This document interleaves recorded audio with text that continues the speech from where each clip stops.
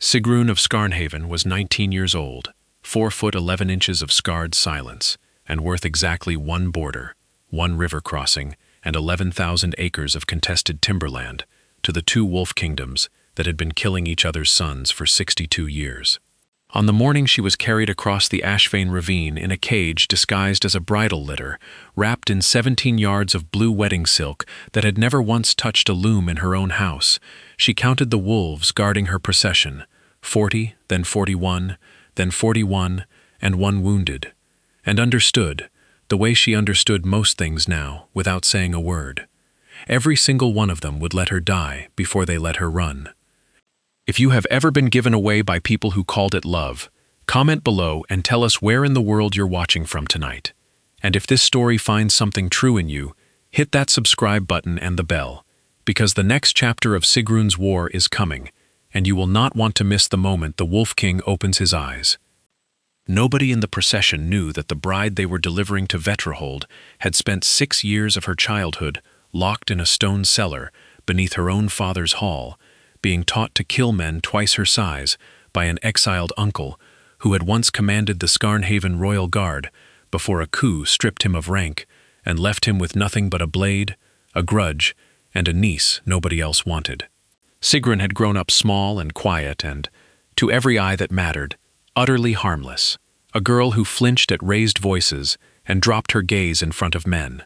What none of them saw was the 11 inches of steel strapped beneath the false hem of her skirts, or the fact that she had once killed a man with a sewing needle and a length of embroidery thread in under 9 seconds, and never once raised her voice while doing it. She had been 8 years old when her father first explained to her, gently, almost kindly, exactly what she was for. Scarnhaven and Betrothed had been carving pieces off each other since before her grandmother's grandmother had been born. Wolf against wolf, pack against pack. Blood spilled over a river that changed its course every few decades and made every boundary marker a lie. 41 years ago, the 2 courts had tried peace through marriage once before, and the bride had died within a season, poisoned by her own new family, and the war had roared back twice as hungry. This time, the treaty scribes had written the terms so tightly that not even a high alpha could wriggle free of them. The bride would be delivered in open procession, witnessed by envoys from both courts, and if she died before the marriage rites were sealed, Scarnhaven would consider it an act of war with no possibility of appeal. It was, Sigrun had come to understand, the only reason she was still breathing. She was worth more as cargo than she had ever been worth as a daughter. The procession moved through the Ashvane ravine at dusk, torches lit early because the walls of the gorge rose 200 feet on either side, and swallowed the last of the daylight an hour before it reached the valley floor. Sigrun had counted the wolves. She had also counted the crows. There were too many crows. She had grown up around wolves, had learned to read the shift of a pack's mood in the angle of their ears and the pitch of their low, constant murmuring growls, and every instinct her uncle had spent 6 years drilling into her screamed that something about this ravine was wrong. The wolves guarding her litter had gone quiet in the way that predators go quiet right before they either attack or flee, and their escort commander, a broad, scarred beta named Ottar, who had barely spoken 2 words to her the entire 3-day journey, kept glancing up at the ridgeline, with his nostrils flared and his jaw tight enough to crack. The first arrow came from above, and it did not hit a guard. It hit the lead ox, dead center in the throat, and the animal screamed and went down between the traces, and the whole procession lurched to a stop in the narrow throat of the gorge, exactly where whoever had planned this wanted them stopped. Then the ravine wall on the eastern side simply came apart. It was not natural. Sigrun knew rock slides. She had watched 2 in her lifetime, slow grumbling collapses that gave a man time to run, and this was not that. This was a single, thunderous detonation of stone and timber, as though the wall had been undercut and braced and waiting for exactly this moment, and behind the collapsing rock came the river, the Ashvane itself, redirected through some breach upstream and roaring down into the gorge in a wall of black water that took the rear third of the procession in under 4 seconds. Sigrun's litter went over. She remembered the silk tearing, remembered the cage of gilded wood splintering against a boulder, remembered cold water closing over her head with a violence that punched the air out of her lungs before she could even scream. She remembered, with the strange clarity that only comes in the half-second before drowning, that her uncle had taught her one thing above every other thing: never fight the water, fight for the surface, and never, ever stop counting your own heartbeat, because panic kills faster than any river. She counted, she kicked. She found silk wrapped around her ankle like a noose and cut it away with the blade from her false hem, one clean stroke in the dark underwater, and she broke the surface 40 yards downstream from where she'd gone in, gasping, choking, alone. Around her, the ravine was chaos. Torches hissed out in the flood. Wolves that had been guards a minute before were now fighting something. Raiders, dozens of them, dropping down the collapsed slope with the coordinated speed of men who had rehearsed this 100 times. She heard Otter roaring orders that dissolved into a scream. She heard the treaty envoys, men whose deaths would mean war on both sides regardless of who actually killed them, being hunted through the wreckage one by one. Sigrun did the only thing her uncle had ever taught her to do when the numbers were against her. She went still, went small, and let the current and the wreckage carry her past all of it, into the dark water beyond the last dying torch. That was Loop A, and it was not closed, not yet. She dragged herself onto a shelf of mud and riverstone perhaps 300 yards downstream, coughing water, her borrowed silks stripped to rags, the false-hemmed blade still miraculously in her fist. The screaming behind her had thinned to nothing, which was worse than the screaming itself. She lay there for the length of 11 breaths, forcing her own heart to slow the way she had been trained to, and then she got up, because lying still in wolf country after dark had never once saved anyone's life. It was the smell that stopped her, copper and river mud, and something underneath it, that made every hair on her arms rise, a scent so heavy with authority that even half-drowned and shaking, some old animal part of her recognized it as danger of an entirely different order than raiders with knives. She followed it, not because she was brave, but because the alternative was wandering blind through a killing field, and any scent that's strong belonged to something that had either already won or was still fighting, and either way, she needed to know which. She found him half-buried in a slope of collapsed riverbank, 40 yards further on, a shape she almost mistook for one more piece of the ravine's wreckage. A heap of mud and shattered timber and torn cloth, one arm flung out at an angle no living man's arm should bend, the rest of him pinned beneath a slab of black stone that the flood had shoved down like a god's careless thumbprint. She would not have looked twice, except that the mud over his chest was moving, rising and falling in shallow, wet, dying increments. And beneath the mud, his skin held a heat that river water 3 degrees from ice should never have allowed. She did not know, kneeling there in the dark with her hands already working at the stone, that she was looking at the high alpha of Vetrahold. She would not know it for 6 more days. All she knew, in that moment, was a man drowning by inches under a rock that would finish the job the river had started, and a body that ran hotter than any human body had a right to, and the small, cold, purely practical calculation that a debt owed by a dying stranger might be worth more to her, later, than a corpse. She got the stone off him using a lever cut from a shattered wagon spoke, and every ounce of leverage her 104 pounds could generate, and it still took 11 attempts before the slab groaned sideways enough for her to drag him clear by the collar of a coat, so shredded and mud-caked she couldn't have told you what color it had started as. His face, when she finally wiped enough mud away to see it, was a ruin. Split brow, a jaw already blooming black, one eye swollen shut, and utterly unrecognizable as anyone, king or commoner. He was, as far as Sigrun could tell in the dark, simply a man, and a man 3 breaths from dead, and she had spent 6 years being trained for exactly one purpose that her uncle had never quite said aloud, to be useful enough to survive. She built no fire. A fire would have called down anything still hunting in that gorge. Instead, she found a hollow beneath an overhang of root and rock 40 feet up the bank, dragged him into it with a strength that should have been impossible and that she did not stop to question, and spent the black hours before dawn doing the things her uncle had drilled into her 100 times over. Clearing his airway, packing the worst of the wounds with moss and the torn silk of a dress that had cost more than most villages saw in a year, and pressing her own body along the length of his to fight the cold that was trying to kill what the river hadn't finished. Somewhere near what she guessed was the 3rd hour before light, his good eye opened, unfocused, fever-bright, and fixed on her with an intensity that had nothing sane in it. "Name!" he rasped, the single word scraped raw. "Sigrun," she said, because a lie felt like it would cost her more than the truth, and because a half-drowned stranger with a shattered jaw was unlikely to remember it by morning anyway. He said nothing else. But his hand, the one arm that wasn't broken, closed around her wrist with a grip that should not have belonged to a dying man, and did not let go for the rest of the night. And Sigrun, who had not let anyone hold on to her for anything in 11 years, found that she did not try very hard to pull away. By the gray hour before true dawn, his fever had not broken, and his breathing had gone from ragged to something worse. Too even, too shallow, the breathing of a body deciding whether it was worth the effort of continuing.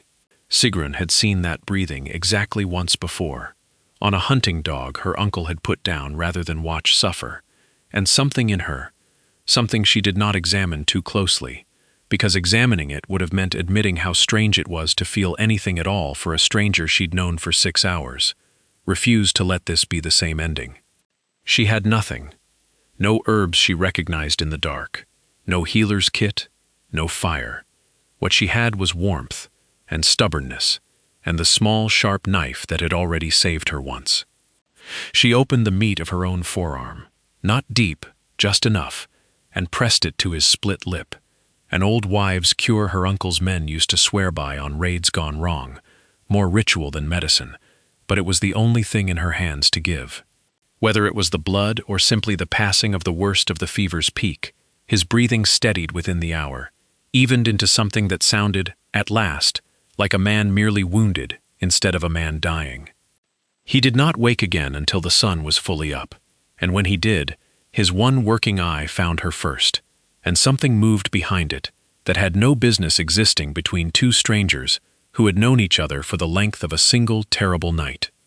For 3 days they did not move more than a half-mile from that hollow beneath the root and stone, because he could not walk and she would not leave him, and in 3 days Sigrun learned more about survival in the wild than 6 years of her uncle's lessons had managed to teach her, because now she had to actually do it rather than merely rehearse it. She learned which mosses held water. She learned to set snares from bootlaces and to read which side of a tree the moss grew thicker on when the sky was too overcast to read the sun. She learned, too, in small and unwilling increments, the shape of the man she had pulled out of the mud. He gave her a name on the 2nd day, Vidar, nothing more. No house, no title, the kind of name a common-born hunter might carry, and she chose not to press him on the obvious lie of it, because she was carrying a lie of her own weight, and had no right to demand the truth from anyone. His eyes, she noticed on the 2nd morning when the swelling had gone down enough to see them properly, were the pale gray gold of river ice, and they did something strange and specific whenever he looked at her working over a snare or binding a wound. They darkened, degree by degree, toward a color closer to amber, as though some banked fire behind them answered directly to whatever he happened to be feeling. She did not know enough about wolves, real wolves, the kind with 2 legs and a crown somewhere she had never seen, to know that eyes only did that for an alpha in the grip of something his own blood refused to let him hide. He healed too fast. That was the 2nd thing she noticed, and did not examine too closely, because examining it meant asking a question she was not ready to hear the answer to. A jaw that should have taken 6 weeks to knit was merely tender by the 4th day. A gash across his ribs that she had packed with moss and prayer closed to a thin, pale line within the same span of time it would have taken an ordinary man simply to stop bleeding. She told herself it was luck, or good blood, or that she had simply misjudged the wounds in the dark of that first terrible night. She did not let herself think the word that kept surfacing anyway, unbidden, every time his growl rumbled low and wrong in his chest when a branch snapped too close to their hollow. Wolf. On the 4th night, with the worst of his injuries closed and his strength returning in a way that no ordinary convalescence should have allowed, He pulled her against his side beneath the single threadbare blanket they'd salvaged from the wreckage, and instead of sleeping, he pressed his mouth to the curve of her throat. Not a kiss. Not quite. Something older and more instinctive than that. A slow drag of lips and teeth just shy of breaking skin, and murmured something in a language she didn't recognize, low and rough and reverent, before catching himself and going utterly still, as though he had nearly done something there was no walking back from. What was that? She asked into the dark, and her own pulse was not steady, and she resented that fact more than she resented almost anything else that had happened to her in 19 years. Nothing, he said. Too fast, too controlled, the voice of a man clamping a lid down over something enormous. Old habit. Ignore it. She did not ignore it. She did not ignore it. She lay awake long after his breathing evened into sleep, turning the moment over and over, and some cold, calculating part of her, the part her uncle had built, the part that had kept her alive through a flood, that killed 41 wolves and every treaty envoy from 2 kingdoms, filed the memory away as information. Not everything a man does in the dark is nothing. She had learned that lesson too, once, at a much higher price than she intended to pay ever again. It was on the 5th day that the search party found them, and Sigrun heard them coming a full quarter hour before Vidar did, because she had spent 5 days learning the particular hush that settled over a forest when something large moved carefully through it. And she woke him with a hand over his mouth, and her knife already drawn, ready to put her back to a tree and go down fighting, rather than be taken by whoever had drowned 41 wolves 5 days ago, and might well be circling back to finish whatever the flood had missed. It was not raiders. It was 7 betrothed wolves in half-shift, led by a broad-shouldered, silver-templed woman, whose eyes went wide with a shock so total it looked almost like grief, and who dropped to one knee in the mud the instant she got a clear look at the ruined, half-healed man standing protectively in front of a mud-streaked stranger with a knife. "My sovereign," the woman said, and her voice cracked clean in half on the second word. "Blessed moon, we called the mourning rites. We told the court you were dead." Sigrun felt the ground shift under her in a way the flood itself had not managed. Vidar, the man she had pulled from under a slab of stone with her own 2 hands, the man whose blood fever had broken against her forearm, the man who had murmured something reverent and unplaceable against her throat 2 nights running, did not deny it. His spine straightened by degrees she hadn't seen him capable of, some other posture settling over the man she had come to know in 5 days of mud and moss and shared silence, and when he spoke, his voice carried an authority that had not been there when he was simply Vidar, simply a hunter with a broken jaw. "Who gave that order?" he said, and it was not a question. The silver-templed woman, Adis, first healer of betrothed, though it would be another hour before Sigrun learned her name, glanced, just once, toward the trees behind her, and in that single flicker of hesitation, Sigrun understood, with the cold clarity of a girl who had spent 6 years learning to read exactly this kind of silence, that whoever had declared the high alpha of betrothed dead 5 days after an ambush that should have killed him had not been hoping to be wrong. Sigrun did not know his full name yet. She did not know his crown, his court, his war, or the 11,000 acres of timberland her own body had been traded for.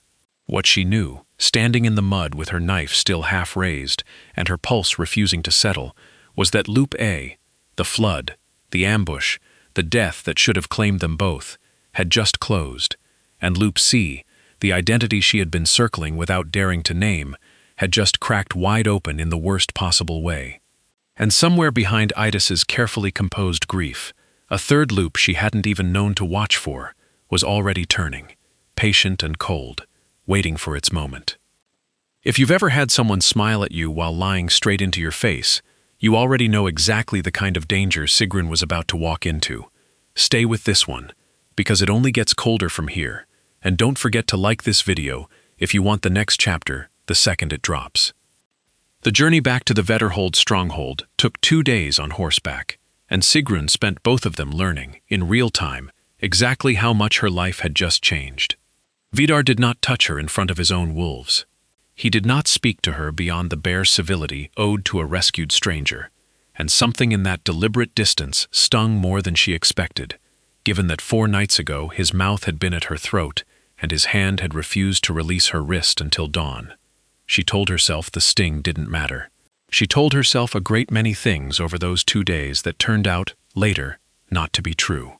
Vetterhold's stronghold rose out of a valley of black pine, like something carved rather than built, a fortress of stacked granite and ancient timber, crowned with the antlered banners of a dynasty that had held this land for 11 generations. And when Sigrun rode through its gates at Vidar's side, mud-streaked borrowed cloak, no crown, no silk, nothing left of the bride who had drowned in the ashvein 5 days ago, the entire courtyard went silent, in a way that made the hair on her arms rise all over again.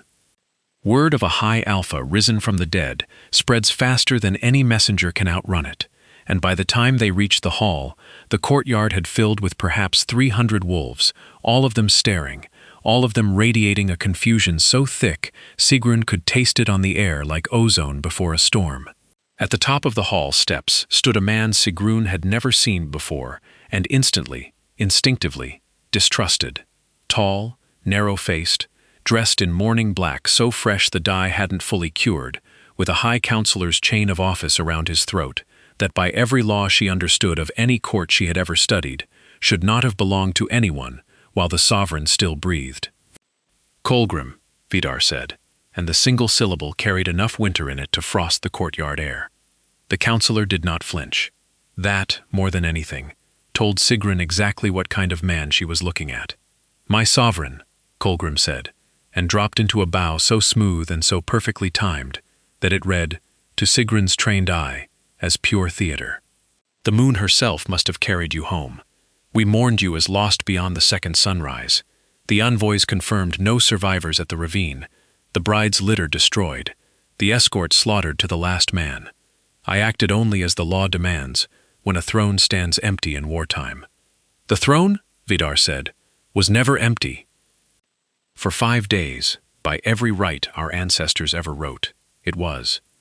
Kolgrim's gaze slid, slow and deliberate, toward Sigrun, and something in it made her want very badly to still be holding her knife.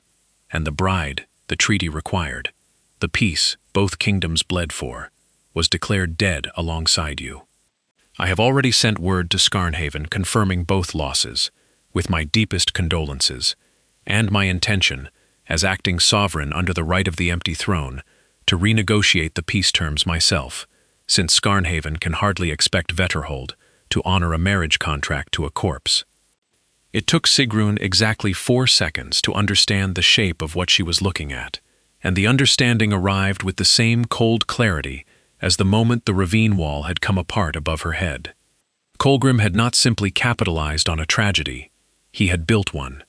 A dam breached upstream did not happen by accident, and a councilor who had already dispatched official letters of condolence within 5 days, letters that would have taken at least 2 of those days simply to draft, seal, and send by rider, had known his sovereign was dead, or wanted him dead, long before any body was ever found. "You buried me quickly," Vidar said, soft as a blade sliding free of its sheath. "I mourned you thoroughly," Kolgrim said, and smiled, and the smile did not reach anywhere near his eyes. "As is only proper, though I confess I'm curious. My sovereign, the girl at your side, the treaty bride was declared lost, in the same flood that nearly took your own life. And yet here she stands, alive, beside you. How fortunate." He said the word fortunate, the way another man might have said suspicious, and Sigrun felt 300 pairs of wolf eyes shift toward her all at once, weighing, measuring, already writing the story they would tell each other by nightfall. It was Halvard. She would learn his name within the hour, a broad-shouldered beta, with a scar through one eyebrow and a laugh that carried no warmth at all, who said the thing that lodged itself under Sigrun's ribs and stayed there for the rest of the story. He said it low, meant for the wolves nearest him, rather than for the hall at large, but pitched exactly loud enough that Sigrun's sharp ears caught every syllable. "Look at her, half-drowned little Skarnhaven mongrel, dragged out of a ditch, and already she's traded 1 crown for a bigger one. Convenient, how the only survivor of a massacre happens to wash up at the feet of the one man worth marrying." A ripple of low laughter answered him. "A broodmare who knows how to swim upward. I'll give her that much." Sigrun did not raise her voice. She did not lower her gaze either, which seemed to unsettle Halvard far more than any shouted retort could have. She simply held his stare, cold and level, and said nothing at all, because her uncle had taught her, in that stone cellar 11 years ago, that the wolves who mattered were never the loud ones, and the debts worth collecting were the ones you let ripen in silence. That was Loop B. It had just opened wide enough to swallow her whole, and she intended to make Halvard regret every word of it before this was finished. Kolgrim raised one hand, a small, courteous gesture that somehow commanded the entire hall's silence more thoroughly than a shout could have. "Regardless of fortune," he said, "the law is the law. My sovereign, you were declared lost under the right of the empty throne, and while you stand here very much alive, a mercy the moon has clearly granted us. The treaty bride status remains a legal tangle no court in either kingdom will easily untie. Skarnhaven has already been told she is dead. To resurrect her now, 3 days before Skarnhaven's own envoys arrive to confirm the peace, risks exposing this court to charges of deception at the exact moment we can least afford war to reignite. Then we will tell them the truth," Vidar said. "With respect, my sovereign, you have been gone from this hall for 5 days, unconscious and unwell for most of them, by your own account. I have spent those same 5 days holding this court together, managing a grief-stricken populace, and preventing 3 separate border lords from declaring the treaty void and marching on Skarnhaven out of simple vengeance. I would ask that you trust the man who kept your throne warm to advise you now on how best to keep it." Kolgrim's eyes flicked to Sigrun again, and this time the calculation in them was almost naked. "I propose this.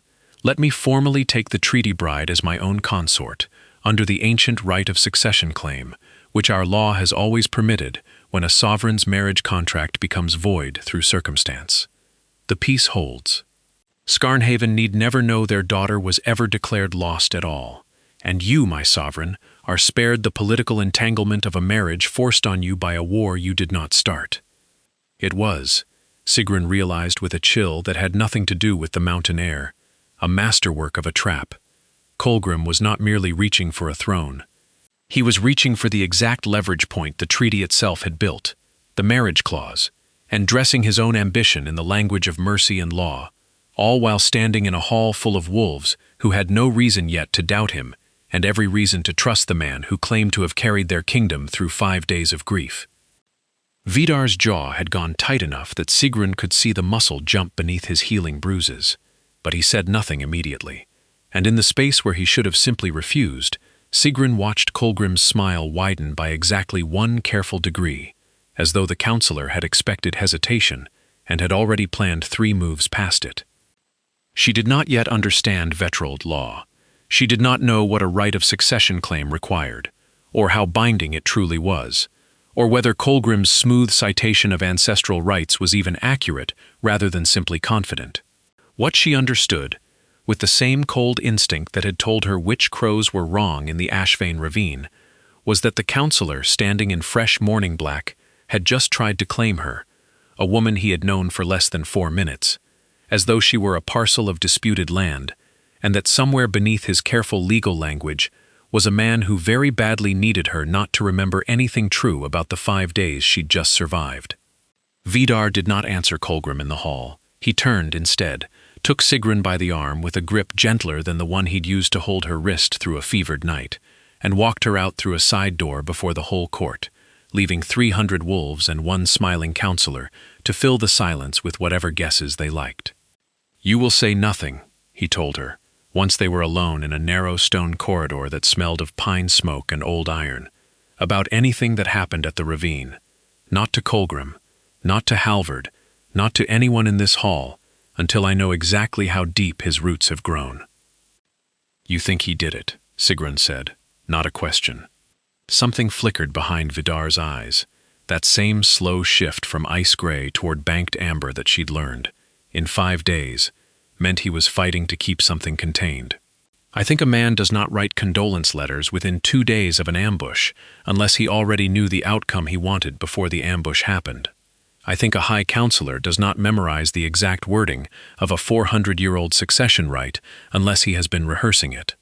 And I think, he added, quieter, that whoever planned that flood knew precisely where I would be riding that night, and I told exactly 3 people my route. Ottar was one of them, Sigrun said, remembering the broad-shouldered escort commander who had gone quiet and strange in the minutes before the ravine collapsed. Vidar's silence was answer enough.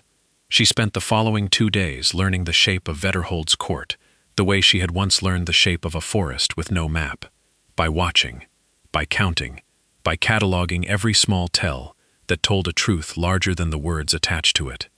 Adis, the silver-templed first healer who had found them in the wood, became the closest thing to an ally Sigrun had inside those granite walls. The older woman had a way of looking at Sigrun, not with pity, not with the wary curiosity of the rest of the court, but with something closer to recognition, that told Sigrun the healer had survived her own version of being underestimated once, long before Sigrun was born. "You did more than nurse him back from that ravine," Adis said on the second evening, working a poultice into the last of the bruising along Vidar's ribs, while Sigrun sat nearby, ostensibly there to fetch water, and mostly there because Vidar had asked her to stay, in a tone that brooked no discussion. "I've tended this man since he was a pup. I know his scent the way I know my own hands, and right now, Sovereign, you carry hers under your skin like a second heartbeat." Vidar did not deny it. Sigrun, who had spent 5 nights sleeping pressed against a man whose mouth had once grazed her throat with something that was very nearly a claiming, and had called it nothing, felt the floor tilt slightly beneath her for the second time in 2 days. "What does that mean?" she asked. "Carrying someone's scent." Adis's eyes flicked, once, to Vidar, asking a permission he did not give in words but granted with a single tired nod. "It means, child, that somewhere in that ravine, without either of you fully choosing it, a bond began, not the political kind your treaty wrote for you. The kind our law calls the truest claim there is, older than any crown, older than any council seat, and recognized by every wolf who has ever drawn breath in Vetterhold, whether they like the politics of it or not." She smoothed the poultice flat with a practiced thumb. "It is not yet sealed. A scent bond fades if it isn't completed within a full turn of the moon. But it is real, and it is dangerous, and I would very much advise the 2 of you to decide what you intend to do about it before Councilor Kolgrim finds a way to use it against you both." Sigrun looked at Vidar. Vidar looked back at her with eyes gone fully amber, no gray left in them at all, and said nothing, which told her more than any speech could have. It was Ottar who broke the case open, 3 days later, and he broke in the worst possible way, not through confession, but through terror. Sigrun found him first, in the stables at an hour when no honest man had business there, packing a saddlebag with the frantic, jerking movements of someone who had run out of better options. She had her knife against his throat before he'd finished cinching the second strap. "I didn't know he'd survive," Ottar said, and his voice shook in a way. The broad, scarred escort commander's voice had never once shaken during 3 days of guarding a treaty bride through open war country. "Kolgrim swore it would look like an accident of the war. Swore no one would ever trace the breach upstream back to anything but bad luck and old dams giving way. I only told him the route. I didn't know he'd flood the whole ravine. I didn't know about the envoys, I didn't." "You knew about the bride," Sigrun said very quietly, and watched the last of Ottar's composure crumble entirely. He talked for the better part of an hour once Vidar arrived, talked the way men only talk when they have already decided their life is over, and the only thing left to control is how much company they take down with them. Kolgrim had approached him 8 months prior, he said, not with threats but with patience. Small favors first, information here, a delayed patrol there, nothing that felt like betrayal, until the debts had piled high enough that refusal was no longer a real option.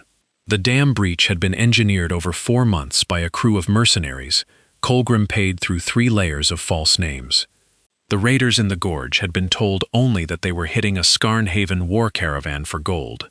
None of them, Ottar swore, had known their sovereign rode among the guard that night in disguise, scouting his own borders the way he'd done a dozen times before without incident. "Why?" Vidar asked, and the single word carried a weight that made even Ottar flinch. Would he risk killing his own sovereign to stop one wedding? Otar's laugh came out broken and bitter. You still don't understand what he's actually after, do you? The wedding was never the target. You were. Dead sovereigns leave empty thrones, and empty thrones under the right of the empty throne default to the senior council seat until a successor is confirmed by the pack elders, a confirmation Colgrim has spent 6 years quietly buying, seat by seat, favor by favor. Killing you was the plan from the start. The bride dying alongside you was just meant to make the tragedy look bigger, so no one would think to ask why the dam happened to give way on the exact night you rode that route.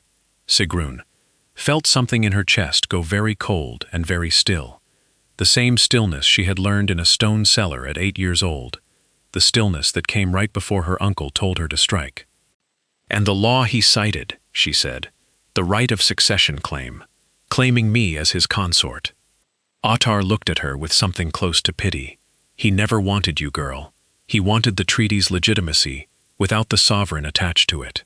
Marry the bride himself, claim the peace as his own achievement, and within a year, with the elders already primed to trust him as the man who saved the kingdom through its darkest week, he wouldn't need the right of the empty throne anymore. He'd have the throne handed to him by the same law he's already been quoting in open court, and no one would even remember there was ever a question of whether he earned it. The silence that followed lasted a long time. When Vidar finally spoke, his voice had gone somewhere Sigrun hadn't heard it go before. Not the low, banked heat of the man who'd murmured against her throat in the dark, not the controlled authority of the sovereign in the hall, but something colder and older than either. Then we give him exactly the law he wants, he said, and we let it be the last thing he ever quotes in this court. Colgrim had scheduled the right of succession claim for the 7th night after Vidar's return, a ceremony deliberately timed 1 day before Scarnhaven's envoys were due to arrive and confirm the peace, so that by the time anyone from Sigrun's own kingdom set eyes on her again, the marriage to Colgrim would already be sealed under betrothed law and impossible to unwind without reigniting the very war it claimed to prevent. It was, Sigrun had to admit, watching the preparations unfold from the shadow of the hall's upper gallery, an elegant trap. Every detail of it assumed the same thing Colgrim had assumed from the very beginning, that no one else in that court understood the ancient law well enough to use it against him. He had made one mistake. He had assumed Idis, first healer of Vetrahold and keeper of 3 centuries of the pack's oldest customs, would not remember that the right of succession claim carried a clause even older than the right itself, a clause so rarely invoked that Colgrim, for all his 6 years of careful study, had apparently never bothered to read past the passage he needed. The right exists, Adis explained, low and urgent, in the small stone chamber where Sigrun stood, being dressed for a ceremony she had no intention of completing, the way Colgrim expected, to let a sovereign or councilor claim a bride whose original marriage contract has become void. But it has always, from the very first ruling, required one condition above all others. The bride herself must be free of any prior bond. If a mate bond already exists, even an unsealed one, even a scent bond not yet a full moon old, the rite cannot proceed. To force it forward regardless would not simply be unlawful. Under our oldest codes, it would be an act of war against the bond itself, punishable by trial in the arena, sovereign or not. He doesn't know, Sigrun said. He doesn't know, Adis agreed, and something like the ghost of a smile crossed her weathered face. He has spent 6 years studying exactly enough law to steal a throne. He never imagined he would need to study the law that stops him.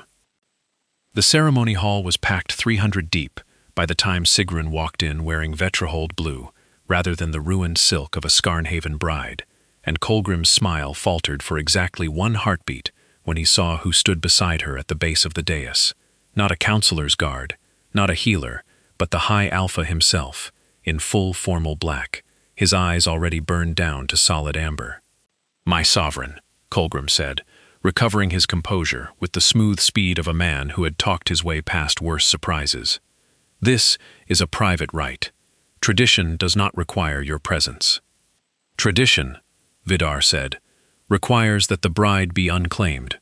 I'm here to correct an oversight in your research, councilor." The hall's murmur rose and died in the space of a breath. Colgrim's gaze cut to Sigrun, to the healer standing just behind her, and something in his composure cracked for the first time since the courtyard, 5 days ago, when he had called Vidar's survival fortunate in a voice that meant the opposite. "There is no prior claim," Colgrim said. "The girl arrived at this court unmarked, unbonded, a stranger to every wolf within these walls."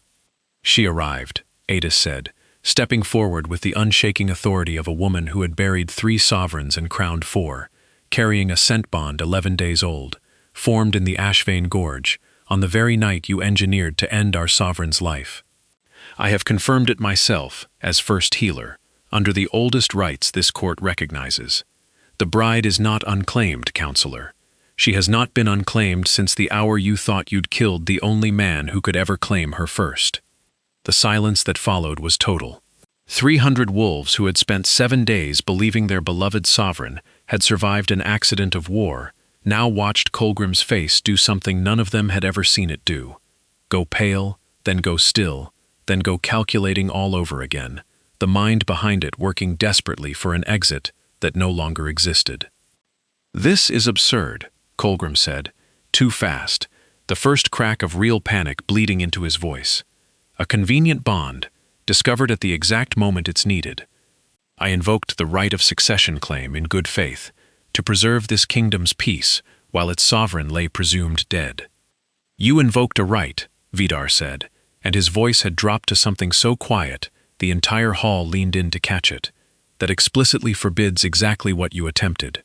And the same ancient code you tried to use against me carries a second clause, councilor, one I imagine you never bothered to read either, that any wolf who knowingly attempts the right against an existing bond, sovereign or not, forfeits the right to a councilor's trial and answers instead in the arena, before the whole pack, by challenge of combat.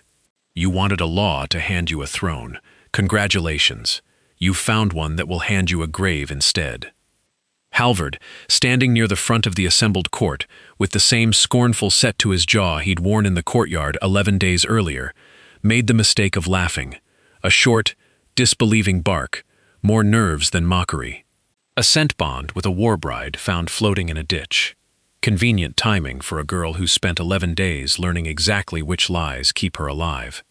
Sigrun turned her head, slow and deliberate, and looked at him with the same cold, level stare she'd given him in the courtyard, and this time she let herself speak. "I pulled a man out from under a slab of stone with my own hands while he drowned by inches," she said, "while every wolf loyal enough to search for him assumed he was already dead. I have never once needed to lie about anything I did in that ravine, because unlike the councilor standing 3 feet from you, I never needed a law to make the truth work in my favor." She let the silence stretch exactly long enough to be unbearable. "A broodmare who knows how to swim upward, you called me. I'd rather be that than a wolf who only finds his courage when the person he's mocking is presumed too weak to answer." The laughter that answered her this time was not aimed at Sigrun. Halvard's ears had gone red beneath the scattered chuckling of wolves who, 11 days ago, had laughed at his joke, and were now laughing considerably harder at him, and he had the good sense, at least, to say nothing further. Colgrim did not have that same good sense. Cornered, exposed, and watching 6 years of patient scheming collapse in a single public hearing, he did the one thing a desperate man with nothing left to lose always does. He doubled down. "Then I accept the challenge," he snarled, drawing himself up with the brittle dignity of a man who had already lost and refused to admit it. "And I will settle this in the arena, as our law demands. Sovereign against councilor, blood against blood, and let the moon herself judge whose claim was true." Vidar's smile held no warmth at all. "Tomorrow, then, at dawn, before every wolf in this hall, so that whatever the moon decides, no one will ever again wonder what really happened in that ravine." We are one scene away from the arena, and this is the part of the story you do not want to watch with the sound off. Comment the word moon below if you're ready for the duel that ends this, and don't forget the bell so you catch the next tale the moment it goes live. The arena of Vetrahold had not held a sovereign's trial by combat in 31 years. and by the gray hour of dawn, every stone tier of it was packed with wolves, who had climbed from their beds in the dark, rather than risk missing a single moment.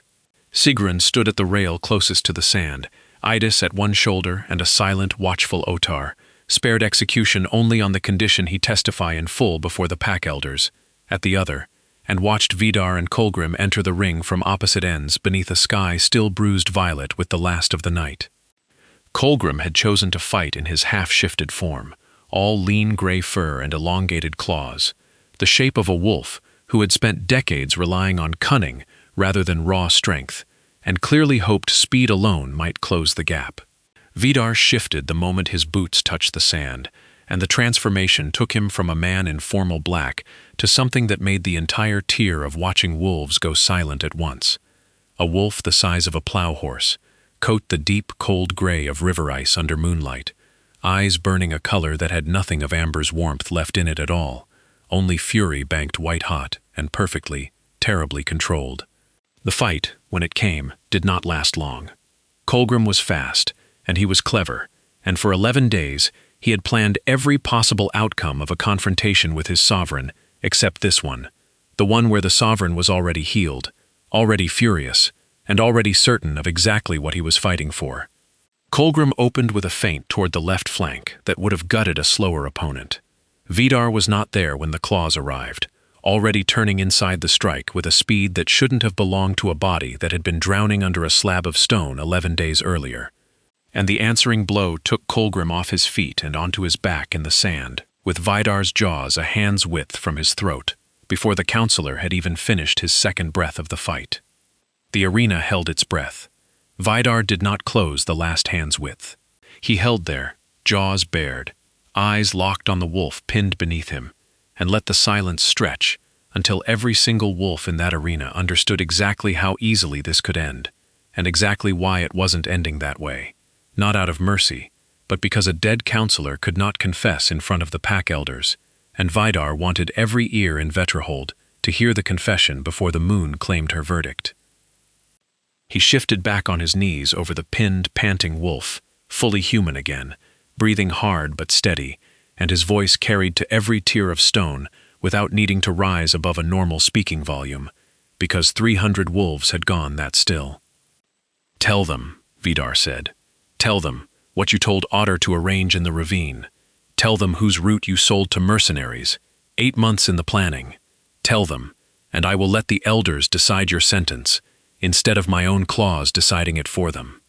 Kolgrim, pinned in the sand with his half-shifted claws useless beneath a sovereign's knee, made his last calculation the same way he had made every calculation for 6 years, weighing which lie cost him least, and found, for the first time in this whole long scheme, that there was no lie left worth telling. He talked. He talked about the dam, and the mercenaries paid through 3 false names, and the 6 years of quietly bought favor among the elders, and the condolence letters drafted before anybody was even confirmed lost. And by the time he finished, the silence in the arena had turned from disbelief into something closer to a held, collective fury that no verdict from the moon needed to confirm. The elders' judgment came within the hour, delivered in the same arena, before the same 300 witnesses, exile beyond the northern border, stripped of rank, name, and council seat, sent out with nothing but the clothes on his back, and the certain knowledge that no pack in the north would ever risk sheltering the wolf who had tried to drown his own sovereign in a stolen river. Otar's sentence was lighter, a decade of border service in the harshest outposts Vetrahold held, stripped of rank but not of name, a mercy earned by the confession that had unraveled Kolgrim's entire scheme, and by the plain, undeniable terror that had driven him to a betrayal he clearly hadn't had the stomach to finish choosing on his own. Halvard offered no formal apology to Sigrun in front of the court. Pride, apparently, died slower than ambition did, but he was the first wolf in that arena to kneel when the elders confirmed the bond between their sovereign and the woman who had pulled him from beneath a slab of riverstone with her own 2 hands, and in Vetrahold, among wolves who measured sincerity by action rather than words, that kneeling carried its own kind of confession. Skarnhaven's envoys arrived the following afternoon expecting to negotiate a hollow peace with a councilor wearing borrowed authority, and found instead their own supposedly drowned daughter standing beside a very alive, very furious High Alpha, and a signed, witnessed account of exactly how close the treaty had come to being murdered in a gorge by a man now walking north into exile, with nothing but his own name to keep him warm. The peace they signed that week held terms no one had dared hope for a decade earlier. Not a marriage of political convenience anymore, but a bond the elders themselves had confirmed as true, sealed under the moon rather than merely under ink, and for the first time in 62 years, both kingdoms buried a treaty that neither side felt they had lost. Sigrun stood on the granite steps of Vetterhold's hall 3 weeks later, formally claimed before the full assembled court, wearing a crown of pale river silver that Idis told her had not been worn by a Vetterhold consort in 3 generations, and looked out over a crowd of wolves who, 11 days into her arrival, had called her a mongrel and a broodmare, and now bowed their heads as she passed. She thought of the 8-year-old girl locked in a cellar, learning to kill with a sewing needle, because no one had ever once imagined her worth protecting for her own sake. She thought of the 41 wolves and the treaty envoys the flood had taken, and the debt she still intended to make certain their deaths were never allowed to be forgotten. And she thought, watching Vidar cross the hall toward her, with his eyes burned down to full amber in front of every witness who mattered, that perhaps the cruelest lesson of her whole life, that she was worth more as cargo than as a daughter, had finally, after 11 long days, turned out to be the lie that saved her. What would you have done, in that ravine, in the dark, with a dying stranger's life in your hands, and no way yet to know he would one day be the one who knelt at your feet before an entire kingdom? She never did learn what became of the 11th crow she'd counted above the gorge that first night, the one that never joined the others in the sky when the ambush began, the one that simply watched, and waited, and vanished into the ridgeline before the water ever came. Some debts, Sigrun had learned long ago, take more than one story to collect.